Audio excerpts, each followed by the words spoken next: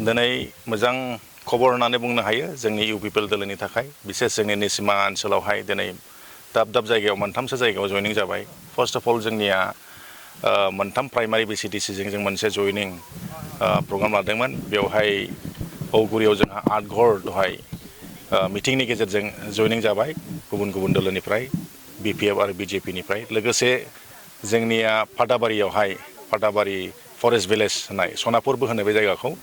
बेवहायबो सुदेमपारा बेवहायबो 32 घर जन नङा दे 32 घर बिथांमोना गुबुन गुबुन दोलोनिफ्राय माखासे नेपाली कमिउनिटि बर' कमिउनिटिनिफ्राय 32 घर जोंनियाव फैबाय लोगोसे आरो दा बेवहायसो जोंनिया 16 घर बेवहाय जयनिं जाबावबाय टटेल जोङो दिनैहाय 54 नखरफोरखौ जों जोंनि इउपिपिएल दोलोआव मोनबाय बिजेपि बिपिएफ बे मोननै दोलोनिफ्राय बिथांमोना फैदों बेनि थाखायनो जोङो दिनैनि दिनखौ जोबोद रंजानायनि दिन होननो हायो आरो बे जयनिं हाबाफारियाव जोंनि मानगोनां बिटिआरनि इएम श्रीजुत रन्जित बसुमतारी बिथाङाबो गावनो प्रेजेन्ट दंमोन बिथाङाबो जोबोद गोजोननाय फोरमायदों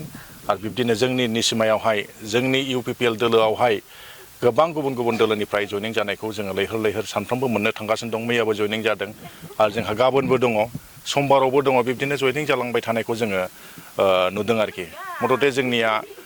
फैबाय थादों जामलाङाखै इर'सन जोंनियाव गैया सासे सानो मालाबा मानिबा बिदिनो गुबुन गुबुन प्रलबनफोरनि गेजेरजों सासे सानै थांनायखौ नुदों जों खिन्थु जोंनियाव लैहोर फैनायखौ जोङो मोनबाय थादों आरोखि जोङो 100आव 100% जोङो 2025नि इलेक्सन हिसाबै 25,000 जोङो भटार्स लानानै मार्जिन लानानै जोङो देरहागोनखौ जोङो आसा खालामनानै दङ जेम्सनि थासारियाखौथ' जोङो दा गोरलैयैनो नुनो हायो बिथाङा गोबां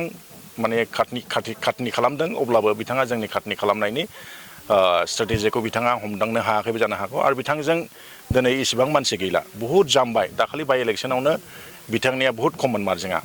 11,000ल' व्हेरेज जोंनिया अलरेडि माने 17,000 प्लास 7,000 मार्जिनाव जों देरहाखानानै दंमोन नाथाय दिनै जोंहा बहुद माने प्लास जोंना जागासिनो दङ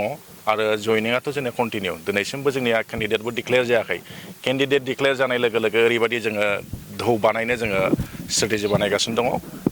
माने निस्सय जोंनि 2025नि बिटिसि इलेक्सन 25,000आ जोंनिया निश्चित जागोन जों बेखौ फोथायदों आरोखि माइन'रिटि हिसाबै सोरनो बांसिन भट मोनदों माइन'रिटि भटार्स हिसाबै जोङो आगोलफोराव जों इसेबां मोनबोआखैमोन इउपिपिएल हिसाबै बिपिएफआव होदोंमोन नाथाय माइन'रिटि कमिउनिटिनि बिथांमोना बिसेस इन्टेलेक्सुवेल महरनिफ्राय बुजिनो मोनबाय इउपिपिएलआ माने माइन'रिटिनि थाखायबो गोबां